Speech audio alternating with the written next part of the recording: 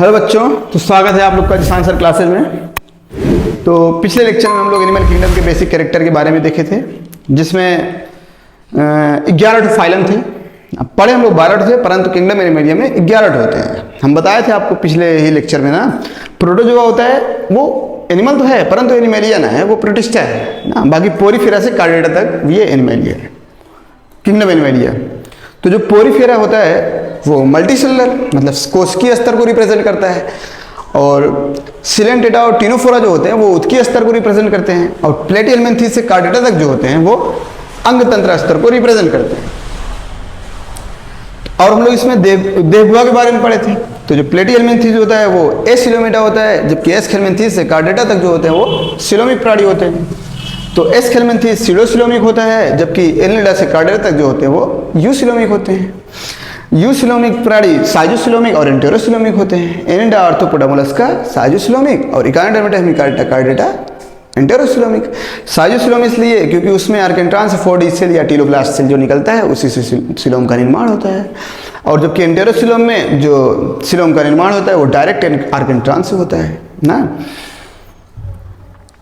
Question बनता है, जैसे मान लेकर क्वेश्चन पूछ लिया आपसे कि कौन से जंतु या संघ में देहगुहा नहीं पाया जाता, तो आप पोरीफेरा भी टिक कर सकते हैं, सिलेंटेटा भी टिक कर सकते हैं, प्लेटिहेल्मिन्थेस भी और टिनोफोरा भी, कोई भी टिक कर सकते हैं ना। परंतु अगर आपसे क्वेश्चन ये पूछा कि कौन सा ट्रिप्लोब्लास्टिक एनिमल या फाइलम ऐसा है जिसमें देहगुहा नहीं पाया जाता, तो ट्रिप्लोब्लास्टिक फाइलम सिर्फ प्लेटिहेल्मिन्थेस ही ऐसा है जिसमें देहगुहा नहीं पाया जाता। आप चाहे प्लेटिहेल्मिन्थेस का एनिमल दे दे, चाहे संघ दिया रहे, अगर इस स्थान पे आप लोग पोरीफेरा और सिलेंटेटा और टिनोफोरा के जंतुओं को नोटिस किए ना, तो क्वेश्चन गलत हो जाएगा, ध्यान दीजिएगा। उसके बाद हम लोग क्या पढ़े थे, पैटर्न ऑफ स्ट्रक्चर। तो पैटर्न ऑफ स्ट्रक्चर में सेल एग्रीगेट पैटर्न, ब्लाइंड सेक पैटर्न और tube with in tube body पढ़े थे। उसके बाद हम लोग सिमेट्री पढ़े थे। तो सिमेट्री में एसिमेट्रिकल और रेडियल सिमेट्री, बायलैटरल सिमेट्री और बायरेडियल सिमेट्री पढ़े थे। उसके बाद हम लोग open circulatory system, close circulatory system, warm blooded और कोल्ड ब्लडेड पढ़े थे। तो सबके एग्जाम्पल याद रखिएगा, एग्जाम्पल बहुत इंपॉर्टेंट, मोस्ट इंपॉर्टेंट। और हम आपको पहले भी बता चुके हैं कि पढ़ाई कम करें परंतु रिवीजन ज़्यादा करें। जैसे आज अगर आप एक पेज पढ़े हैं, हम बहुत नोटिस करते हैं बंदों को कि होता क्या है ना, आज बंदे स्ट्रांग हैं। स्ट्रांग इसलिए हैं कि आज जो पढ़ाया गया उनको याद है, शुरू किए हैं, शुरू में जुनून बहुत रहता है पढ़ने का, तो एक चैप्टर तक उनका बहुत क्लियर है, 2 चैप्टर तक बहुत क्लियर है। जैसे जैसे चैप्टर आगे बढ़ते गए ना, 8-10 चैप्टर हुए, 6 चैप्टर हुए ना, तो उनका हालत खराब हो जाता है। हालत कहाँ खराब होता है मालूम है, उनको ना पीछे की चीज़ें भूलने लगती हैं। और जब पीछे की चीज़ें भूलने लगते हैं, बताएं अगर पीछे की चीज़ें आप भूलने लगे तो क्या आपका सिलेक्शन हो सकता है? इम्पॉसिबल ना। तो पढ़ाई कम करें परंतु चीज़ों को भूलें ना, जो आप पढ़ चुके हैं भूलें। इससे क्या होता है मालूम है, डिप्रेशन में आ जाते हैं बंदे। होता क्या है, जैसे मान लें हम एक पेज पढ़े और वो हमें याद हो गया ना, कल जब पढ़ने बैठे, अब दिन भर उसको छुए ही ना, बस पढ़ लिए, याद हो गया, मस्त, दिन भर उसको छुए ही ना। कल जब पढ़ने बैठे तो दूसरा पेज याद किए, अब दूसरा पेज तो याद हुआ लेकिन पहला पेज जो पढ़े थे ना वो भूल गए। अब पहला पेज जो हम भूल गए हैं तो होता क्या है, दिमाग में ये आता है कि यार हम पढ़ रहे हैं भूल रहे हैं, पढ़ रहे हैं भूल रहे हैं। 1 महीने तक गए, सर जी बोले थे कि बहुत तगड़ा मेहनत करना, बहुत तगड़ा मेहनत करना, मेहनत तो कर रहे हैं लेकिन पढ़ रहे हैं भूल जा रहे हैं। तो इससे क्या होता है ना, डिप्रेशन में आते हैं, जानो हटाओ नहीं पढ़ेंगे। आप भूलेंगे नहीं, आप भूलेंगे नहीं, बस यूज ये करें कि जो आज पढ़े ना, जो आज पढ़ें केमिस्ट्री में, फिजिक्स में, बायो में, मैथ में, जो आज पढ़ें आप ना, उसको आप काम करते वक्त, कोई भी काम करते वक्त, खाना खाते वक्त, खेलते वक्त, उसको ना रिवीजन करते हैं कि आज हम पढ़े क्या है, आज हम याद क्या किए हैं। चाहे केमिस्ट्री का फार्मूला हो, चाहे थ्योरी हो, चाहे बायो का थ्योरी हो, चाहे फिजिक्स का फार्मूला या थ्योरी हो, कुछ भी, आप कुछ भी काम करते रहे ना, पढ़ते रहिए, तभी मज़ा आएगा, नहीं तो मज़ा नहीं आएगा। तभी सिलेक्शन होगा, कड़वा तो ये, तभी सिलेक्शन होगा, नहीं तो सिलेक्शन नहीं होगा। क्योंकि देखिए नेचर ने जो सिस्टम बनाया है ना हमारा, वो बहुत तगड़ा बनाया है ना। होता क्या है, जैसे हम लोग मूवी देखते हैं, 3-3 घंटे की मूवियाँ हमें सेट हो जाते हैं माइंड में कि यार इस मूवी में इस जगह पे ये सीन हुआ था। अब से तब से दूसरा बंदा आएगा, दूसरा बंदा, अरे नहीं इस जगह पे थोड़ी ना हुआ था, उस जगह पे हुआ था। या फिर न्यूज़पेपर पढ़े हैं तो न्यूज़पेपर में एक एक लाइन याद हो जाता है। एक बार न्यूज़पेपर पढ़े, अरे ये वो वहाँ पे इतने लोग का मर्डर हो गया था, वहाँ पे ब्लास्ट हो गया था, वहाँ पे वो हीरोइन थी, वहाँ पे वो हीरो था, ऐसा ऐसा सिस्टम, वो शतक मारा, वो अर्धशतक मारा, सब याद हो जाता है एक ही बार पढ़ते हैं। ऐसा क्यों होता नहीं कि हाँ नोट्सों में एक बार पढ़ लेते हैं तो नोट्सों ना याद होता, भूल जाते हैं उसको। तो नेचर ने ना ये माइंड सेट बनाया है। आप कभी भी नोटिस करिएगा, जिस वक्त आप मूवी देख रहे होते हैं ना, उस वक्त आप किसी की नहीं सुनते, कोई भी हो। और खासकर तब जब कहानी मोड़ पर, मतलब कोई रोमांस हो, कोई किक मिल रहा हो मूवी में, या फिर कोई थ्रिलर आ गया हो मूवी में, तो सबका अपना अपना ख्याल है। जो मोहब्बतें टाइप के हैं वो मोहब्बतें छोड़ के नहीं जाते, जो किक टाइप के हैं वो किक छोड़ के नहीं जाते, जो थ्रिलर टाइप के हैं वो थ्रिल छोड़ के नहीं जाते कि यार थ्रिल्स टाइम है वो बुला रहे, नहीं जाते। उनका फोकस लगा रहता है। मम्मी 50 बार बोलेगी भैया भैया भैया, बिट्टी बिट्टी बिट्टी, लेकिन ना भैया सुनने को तैयार, बिट्टी सुनने को तैयार, बिटिया बेटवा सब वैसे ही है। अब पढ़ने बैठे हैं तो कान में एयरफोन पहले में से लगा है, गाना सुन रहे हैं। अब गलती से को गाना अच्छा लग गया तो बस पेन रख के पहले मौन धारण कर लेंगे कि गनमा ये वाला पूरा सुन ले। अब गाना सुन रहे ना, वो गनवा के साथ गौबो करेंगे, गनवा गौबो करेंगे, सिर्फ सुनेंगे नहीं, पढ़ेंगे नहीं। तो नेचर ने ऐसा माइंड सेट किया है ना कि आप जब तक, ये एजुकेशन सिस्टम में ऐसा माइंड सेट किया है ना कि जब तक आप ना अपने माइंड को केंद्रित ना करेंगे, अब अच्छे काम, ये अच्छा काम है ना, इसमें केंद्रित होता भी नहीं आसानी से, बहुत मुश्किल होता है। क्योंकि लोगों को ये लगने लगता है ना कि मूवी देखेंगे तो मज़ा आएगा, पेपर पढ़ेंगे तो ज्ञान मिलेगा और लोगों को बांटेंगे कि हाँ तुमको ये ज्ञान है, ये ज्ञान है, ये ज्ञान, ये केमिस्ट्री, फिजिक्स, बायो, मैथ, ये सब को आप नहीं समझा सकते। इसलिए ना ये चीज़ें बहुत कठिन होते हैं। तो अगर ऐसा होता कि अगर हम एक बार पढ़ लें और हमें वो आ जाए, एक बार पढ़ लें और आ जाए, मतलब ज़िंदगी में कभी भूले ही ना, तो यकीन माने हर एक बंदा और बंदी, डॉक्टर, अधिकारी, इंजीनियर, जो जिस ट्रैक पे जाना चाहता ना उस ट्रैक पे चले जाता। अगर ऐसा होता कि एक बार पढ़ लिया और हमें याद हो गया, आप कभी जिंदगी में वो भूलेंगे नहीं। ऐसा भी समय नहीं चल आता है, लेकिन पहले क्या है ना, घिसवाता बहुत है, बहुत मेहनत एजुकेशन सिस्टम में। और कहावत भी है, जितना घिसेंगे उतना चमकेंगे, क्लियर कट, वो कड़वा सकते हैं ना। तो मेहनत करें, तगड़ा वाला मेहनत करें, सोते उठते बैठते जागते खाते पीते टहलते घूमते कुछ भी खेलते कुछ भी करते रहें, पढ़ाई करते रहें, रिवीजन करते रहें। अभी टाइम नहीं है आप लोग का, आप मूवी देखने जा रहे हैं 3 घंटा मतलब समझते हैं आप, आपने अगर हम कह रहे हैं 3 घंटे में एक पेज को आप अगर याद कर रहे हैं ना, आप उस पेज को कीमत को ना जानते हैं। तो अभी फिलहाल आप लोग को ना मोबाइल से ही दूर रहना चाहिए। अभी तो ना सिर्फ पढ़ाई पे फोकस करें। समय आएगा जब मोबाइल ना, आप सोचोगे कि यार ये मोबाइल यूज करें, ये मोबाइल चलाए ना, ये मोबाइल तो मेरे लायक बना ही नहीं। अच्छा चलो ठीक है, देखते हैं कौन नया वर्जन आया है। समय आएगा, हाँ समय आपको लाना है, हाँ अगर लिमिटेड रहना चाहते हैं, लिमिटेड कि भैया है मूल्य देखने में बहुत अच्छा 10,000 के, वो मूल्य देखने में बहुत अच्छा 20,000 के, तो जो मोबाइल देखने में अच्छा लग रहा है 10,000 20,000 ना, वो लिमिटेड टाइम। तो आप ना, आपकी औकात भी ना बस उतने रहेगी कि लाओ 20,000 कमा ले, 10,000 कमा ले ना। तगड़ा मेहनत करें और सिलेक्शन लें नीट में। तो आगे हम लोग बात करेंगे अब एनिमल टेक्सोनॉमी की। एनिमल टेक्सोनॉमी, जंतु वर्ग की। तो आप लोग चाहें तो जंतु वर्ग की थ्योरी लिख सकते हैं ना। Nomenclature,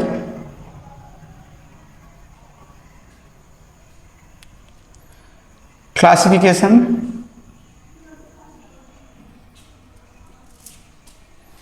and principle of animal. तो विज्ञान की वह शाखा जिसके अंतर्गत जंतु, हम लोग एनिमल की बात करेंगे तो जंतु भी पढ़ेंगे ना। विज्ञान की वह शाखा जिसके अंतर्गत जंतुओं का नामकरण, वर्गीकरण तथा उनके सिद्धांतों का अध्ययन किया जाता है, उसे क्या कहते हैं, एनिमल टेक्सोनॉमी। ना। विज्ञान की वह शाखा जिसके अंतर्गत जंतुओं के नामकरण, वर्गीकरण तथा उनके सिद्धांतों का अध्ययन किया जाता है, एनिमल टेक्सोनॉमी कहलाते हैं, जंतु वर्गीकी। तो टेक्सोनॉमी का अर्थ क्या? टेक्सोनॉमी, टेक्सोनॉमी दो वर्डों से मिलकर बना होता है, टैक्सिस और नामस। टैक्सिस का अर्थ होता है arrangement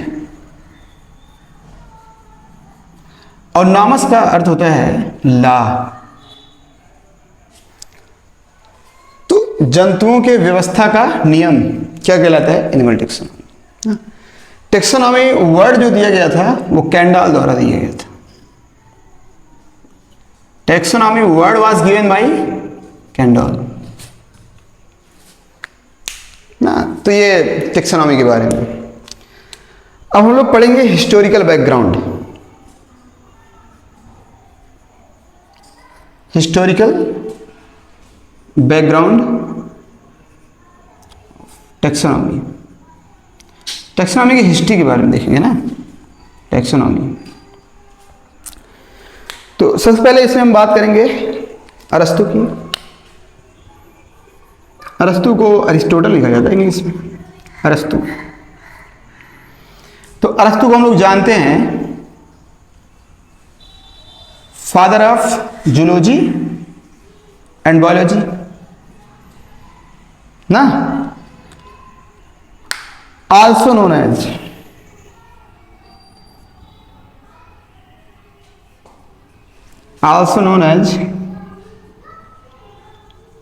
father of animal classification।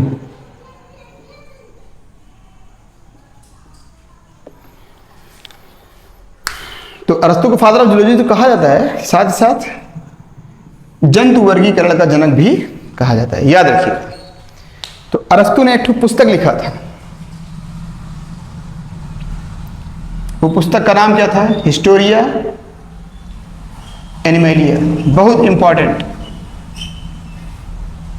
Historia Animalia, याद रखिएगा, बहुत इंपॉर्टेंट ना। तो अरस्तु ने समानता और भिन्नता के आधार पर जंतुओं को दो भागों में बांटा था ना, on the basis of blood group, blood colour, on the basis of blood colour, रक्त के रंग के आधार पर। वो दो भाग कौन कौन थे? एक ठो था एनाइमा और एक ठो इनाइमा। एनाइमा और इनाइमा, समझिएगा। तो एनाइमा जो था, एनाइमा जिसमें आरबीसी एब्सेंट, ऐसे जंतु जिसमें लाल रुधिर कणिकाएं अनुपस्थित हों, उन्हें क्या कहा जाता है? एनाइमा। तो एग्जाम्पल है Porifera, Coelenterata, arthropoda, mollusca, echinodermata तथा अन्य अकशेरुकी। हाँ, तो जो हम लोग पढ़ना शुरू करेंगे तो वहां पे हम आपको बताएंगे कौन कौन से। अभी फिलहाल इतना लिखिएगा ना, porifera, coelenterata, ctenophora, arthropoda, mollusca, echinodermata तथा अन्य कशेरुकी। इनाइमा जिसमें आरबीसीज क्या हो? उपस्थित हो। रेड ब्लड कार्पसेल्स, ललका खुनवा ना, जिसमें लाल रुधिर कणिकाएं क्या हो? उपस्थित हो, उसे क्या कहते हैं? इनाइमा ना। तो इनाइमा का एग्जाम्पल क्या है? सभी कशेरुकी प्राणी, ऑल वर्टिब्रेट प्राणी ना। तो कशेरुकी प्राणियों को भी दो भागों में बांटा गया। एग्जाम्पल ले लीजिएगा इसका भी इसका भी ना। तो सभी कशेरुकी प्राणियों को भी दो भागों में बांटा गया, विविपैरा और ओविपैरा। तो विविपैरा क्या? ऐसे जंतु जो बच्चे देते हैं उन्हें क्या कहते हैं? विविपैरा। इसका एग्जाम्पल ना मैमल्स। मैमल्स मतलब स्तनधारी ना। अभी आएगा सब आगे तो हम बताएंगे विविपेरा किसे कहते हैं? ऐसे जंतु जो बच्चे देते हैं, बच्चे पैदा करें, उन्हें क्या कहते हैं? विविपेरा। Example mammals. अब मैमल्स में वेल भी आते हैं, डॉल्फिन भी आता है, याद रखिएगा, बैट, चमगादड़ भी आते हैं। कुछ बंदे कंफ्यूज हो जाते हैं कि वेल मछली तो है, डॉल्फिन मछली तो है, ना ना, स्तनधारी है ना, याद रखिएगा। अब यहाँ पे सभी मैमल्स लिखवा दिए हैं, इसका मतलब ये ना कि सभी मैमल्स, कुछ ऐसे भी मैमल्स हैं जो अंडे देते हैं। मैमल्स मतलब स्तनधारी, जो अपने बच्चों को दूध पिलाए, जो अपने बच्चों को दूध पिलाए। तो सभी स्तनधारी बच्चे देते हैं, परंतु एक ऐसा स्तनधारी है जिसे प्लेटिपस कहते हैं, ऑर्निथोरिंकस बोलते हैं उसको। और एग्जाम्पल इसका एकिडना भी है, डक बिल ना। तो वो ऐसे स्तनधारी है ना जो अंडे देते हैं। तो आएगा तब वहां बताएंगे, बस यहां पे इतना जानिएगा कि जो बच्चे देते हैं उन्हें क्या कहते हैं? विविपेरा, और जो अंडे देते हैं उन्हें क्या कहते हैं? ओविपेरा। तो इसका एग्जाम्पल है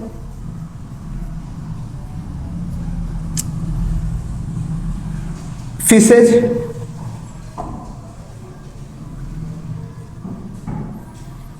एम्फीबियंस,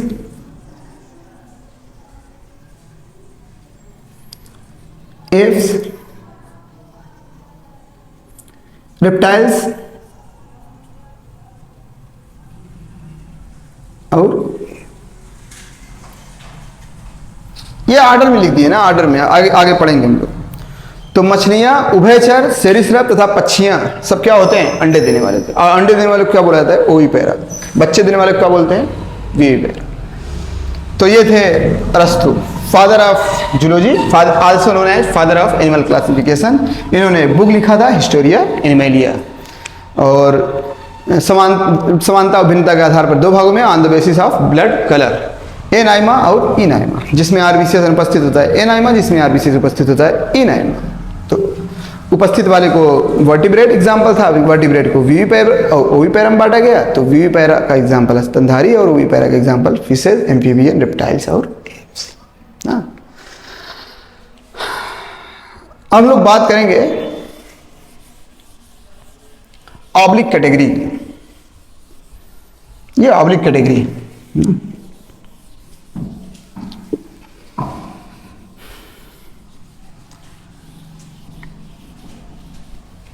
इसमें ऑब्लिक कैटेगरी की बात करेंगे हम लोग। वर्गीकी संवर्ग बोलते हैं इसको, oblique category.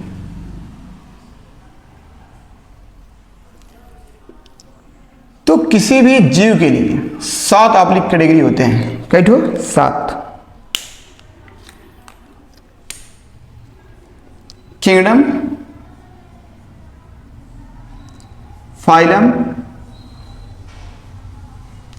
Class, order, family, genus और स्पीसीज।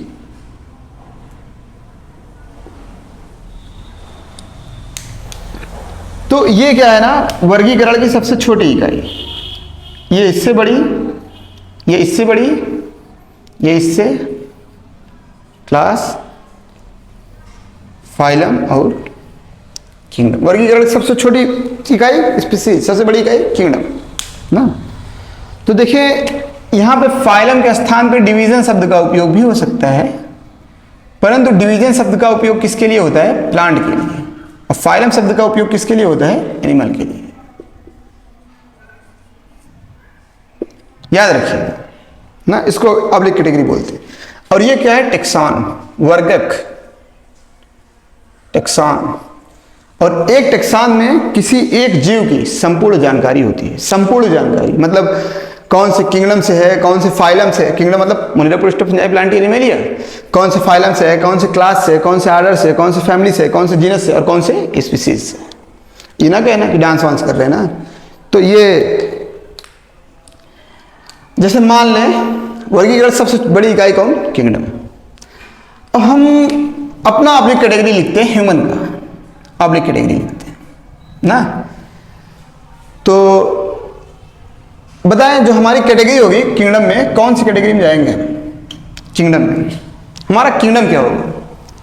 तो काम मोनेरा है, काम प्रोटिस्टा है, काम फंजाई है, काम पादप है, हम कहाँ हैं? एनिमल। तो किंगडम क्या होएगा? एनिमलिया। समझिएगा हम क्या बताना चाहते हैं आपको। अभी धीरे धीरे ना हम आपको उस लेवल पे लेके जाएंगे कि आप ना संपूर्ण किसी भी एनिमल की या फिर किसी भी प्लांट की आप अपनी कैटेगरी लिख सकते हैं, किसका भी ना। ये ह्यूमन हम लोग का थोड़ा आसान है तो इसके लिए बता रहे हैं। अब बताएं यहाँ पे किंगडम एनिमलिया लिखा है, अगर यहाँ पे हम मानव लिखेंगे ना तो क्या यहाँ पे क्लियर होगा? ये लिखने के बाद क्लियर होगा कि हम लोग किस एनिमल की बात कर रहे हैं, क्योंकि एनिमल तो भाई बहुत, किंगडम एनिमलिया में पोरीफेरस से कार्डेटा तक आते हैं। तो अगर हम लोग एनिमलिया लिख दिए इसका मतलब किसकी बात कर रहे हैं? पोरीफेरस लेके कार्डेटा तक। और जैसे यहाँ पे फाइलम आप लिखे कार्डेटा, फाइलम क्या लिखे? कार्डेटा, तब क्या होंगे? पोरीफेरा से हेमिकार्डेटा तक किसी भी जंतु की बात नहीं कर रहे हैं, तब किसकी बात कर रहे हैं? कार्डेटा। तब एक ठो आ गया। जैसे देखिएगा धीरे धीरे कैसे हम लोग करीब आते हैं ना। क्लास, जो हम लोग का क्लास होता है वो होता है मैमल्स। अब भी हम आपको बताए हैं अभी कि वर्टिब्रेट जो प्राणी होते हैं उसमें मछलियां भी आते हैं, एम्फीबिया भी आते हैं, रेप्टाइल्स भी आते हैं, एप्स भी आते हैं और मैमल्स भी आते हैं। तो जैसे हम लोग क्लास लिखे मैमल्स, तो इसका मतलब क्या? हम लोग किसकी बात करेंगे? अब ना तो हम मछली की बात करेंगे, ना तो उभयचर की बात करेंगे, ना तो सरीसृप की बात करेंगे, ना तो पक्षी की बात करेंगे। हम लोग किसकी बात करेंगे? स्तनधारी की। उसके बाद ऑर्डर आ गया प्राइमेट। ऑर्डर हम लोग का क्या होता है? प्राइमेट। प्राइमेट कहते किसे ना, आगे पढ़ेंगे आगे।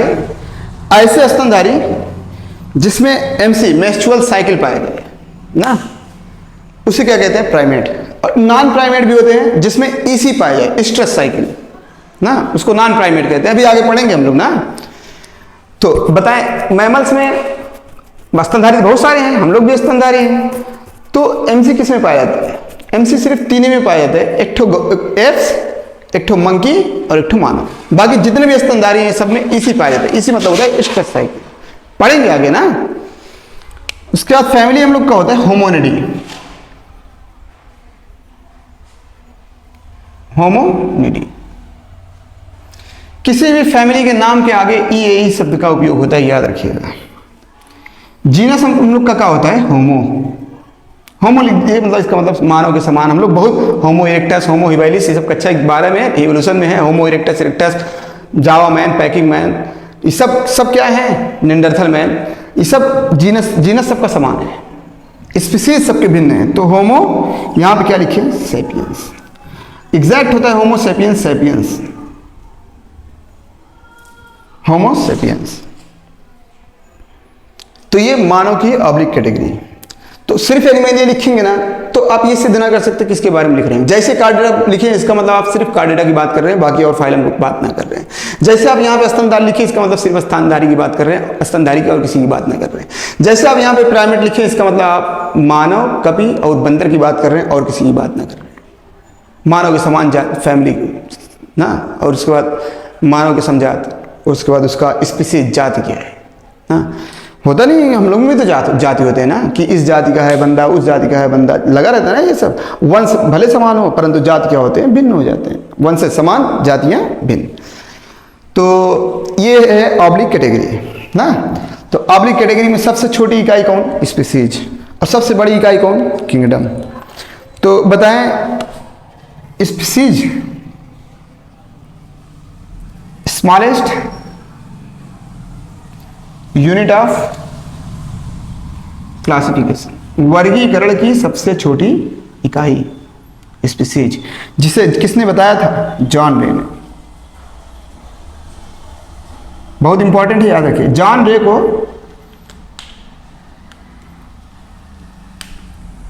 की आइडेंटिफिकेशन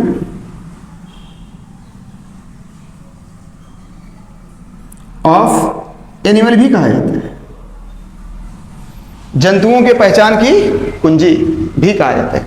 जंतुओं के पहचान की कुंजी इसलिए, कुंजी मतलब क्या होता है? चाबी। चाबी अच्छा बताएं, जब तक कोई शटर है, कोई बाइक है, उसमें चाबी लगाते तभी खुलता है ना।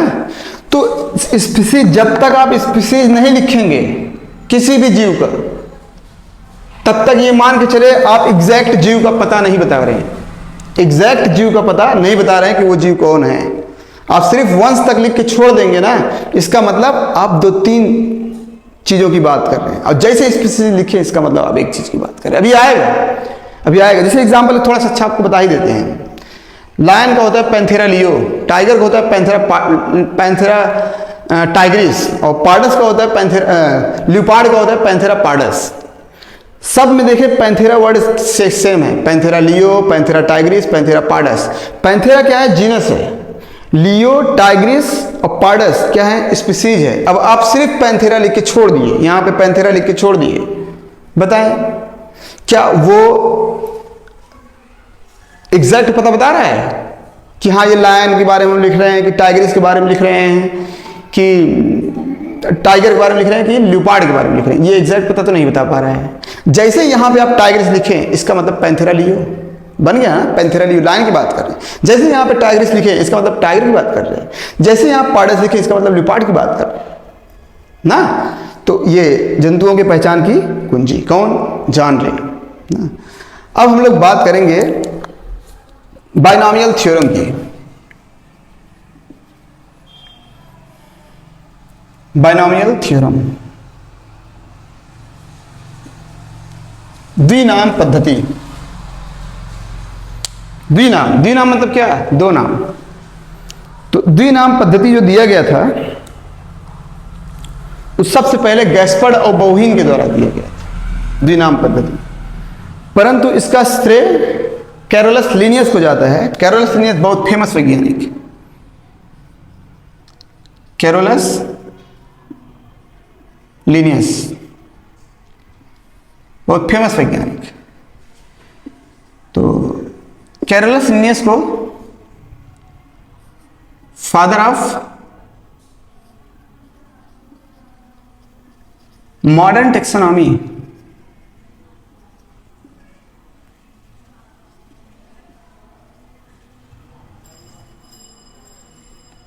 मॉडर्न टेक्सोनॉमी भी कहते हैं, फादर ऑफ मॉडर्न टेक्सोनॉमी ना। कैरोलस लिनियस को आधुनिक वर्गीय के जनक भी कहा जाता है ना। तो बाइनोमियल थ्योरम, द्विनाम पद्धति को सर्वप्रथम गैस्पर्ड तथा बोहीन ने दिया, परंतु इसका विस्तृत अध्ययन कैरोलस लिनियस ने किया। कैरोलस लिनियस की 2 पुस्तकें थी। कई पुस्तक थी? 2।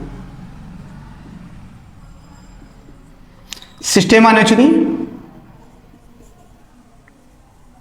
याद रखिएगा, बहुत तगड़े तगड़े बुक हैं। देखें बुकें पढ़ने जाएंगे तो बहुत सारे हैं, हम लोग सिर्फ उनकी बात करेंगे जिनका डिमांड है ना। स्पीसीज प्लांटेरम, तो 2 पुस्तक थे, सिस्टेमा नैचुरी और स्पीसीज प्लांटेरम। 1758 में प्रस्तुत किया था, याद रखिएगा।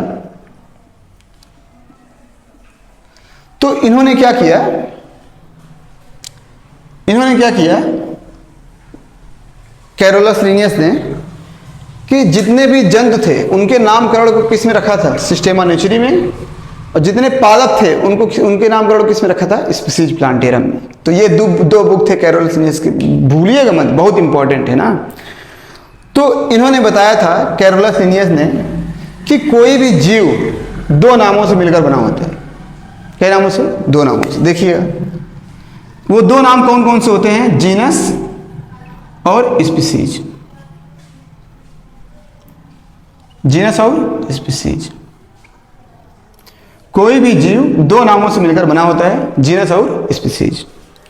जीनस पहला नाम और दूसरा नाम क्या होता है? स्पीसीज होता है।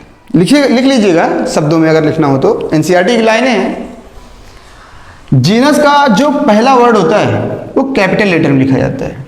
इसका पहला वर्ड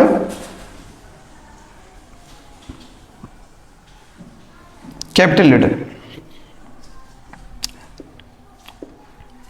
और स्पीसीज जो होते हैं उनको किसमें लिखा जाता है? Small letter. तो जीनस का जो पहला वर्ड होता है वो कैपिटल लेटर में लिखा जाता है, बड़े अक्षर में, जबकि स्पीसीज का स्मॉल अक्षर में, सभी। जैसे एग्जांपल है मैंगो। अब मैंगो क्या? मैंगो बायोलॉजिकल नाम नहीं है, मैंगो इंग्लिश नाम, आम हिंदी नाम। इसका बायोलॉजिकल नाम जो है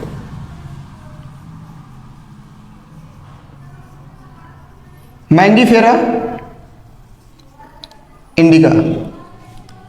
आम का नाम मैंगीफेरा इंडिका ना। लायन का पैंथेरा लियो।